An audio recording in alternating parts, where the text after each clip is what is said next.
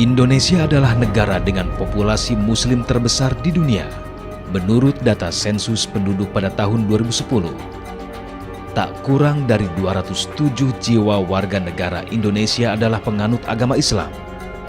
Sekitar 87% dari total warga negara Indonesia, atau mencapai 13% dari total populasi Muslim di dunia.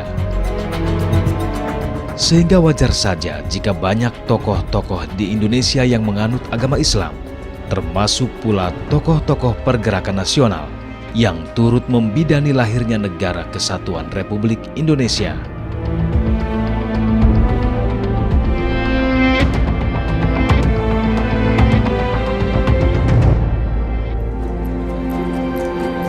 Haji Umar Said Cokro Aminoto, sosok yang dilahirkan di kota Ponorogo, Jawa Timur pada tahun 1882 ini dikenal sebagai guru bangsa Indonesia. Sederet nama-nama tokoh pergerakan nasional tercatat pernah menjadi anak didiknya. Mulai dari Semaun, Alimin, Musso, Kartosuwiryo, hingga Soekarno.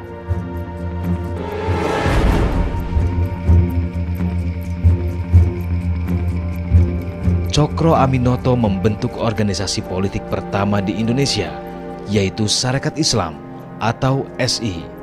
Organisasi ini adalah metamorfosa dari organisasi Sarekat Dagang Islam atau SDI yang didirikan Haji Samanhudi di Solo pada 16 Oktober 1905.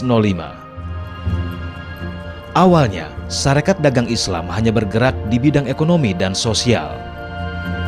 Namun kehadiran Hos Cokro Aminoto pada tahun 1912 memberikan warna baru.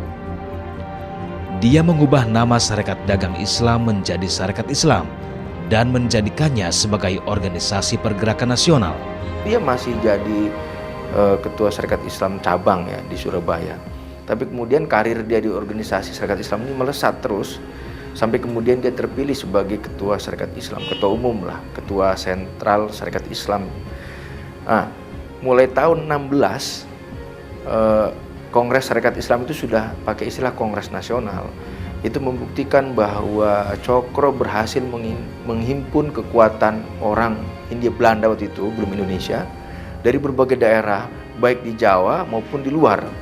Sehingga pada masa kepemimpinan dia, Sarekat Islam tumbuh menjadi organisasi massa Islam modern yang boleh dikatakan terbesar di Asia Tenggara pada waktu itu.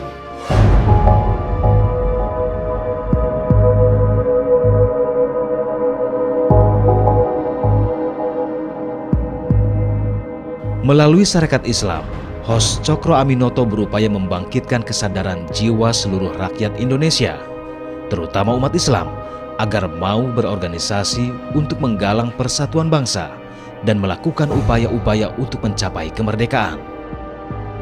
Pada tahun 1916, pengaruh Sarekat Islam di masyarakat semakin kuat. Jumlah anggotanya mencapai 2,5 juta orang yang tersebar di seluruh Nusantara, bahkan Asia. Kondisi ini dianggap membahayakan kelangsungan pemerintahan kolonial di Hindia Belanda, sehingga pemerintah kolonial melakukan segala daya upaya untuk mengacaukan Sarekat Islam, termasuk pula berusaha menyusupkan isu SARA dan ideologi kiri ke dalam tubuh organisasi Islam ini.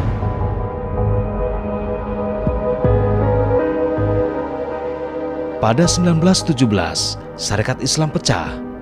Para tokoh kiri di tubuh Sarekat Islam, yakni Semaun, Alimin, dan Darsono, membuat Sarekat Islam Merah yang berbasis di Semarang. SI Merah ini menjadi cikal bakal lahirnya Partai Komunis Indonesia. Di tengah kemelut yang terjadi di tubuh Sarekat Islam, Belanda menangkap dan memenjarakan Cokro Aminoto. Bahwa kemudian itu Cokro ditangkap itu untuk soal lain. Waktu itu kan terjadi satu perlawanan lah dari seorang ulama di Simareme di Garut. Dia juga pemilik sawah ya, Tanilah katakan melawan pajak padi pemerintah kolonial itu tahun 1919 yang kemudian disebut-sebut sebagai skandal Afdeling B.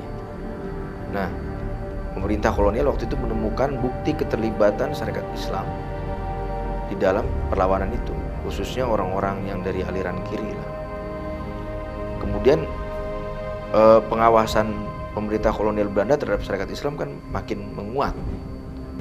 Sampai saat terakhir Cokro Aminoto masih berusaha menasehati. Dia coba menempuh pemikiran, bukankah pada awalnya kita bersatu, tujuan kita mendirikan partai besar ini adalah untuk membina persatuan. Dia menasehati. Tapi Darsono ini yang sudah belajar dari Sneflit, wah dengan segala gayanya rupanya gitu ya, Pak Cokro ini tidak berani melawan Belanda, penakut begitu.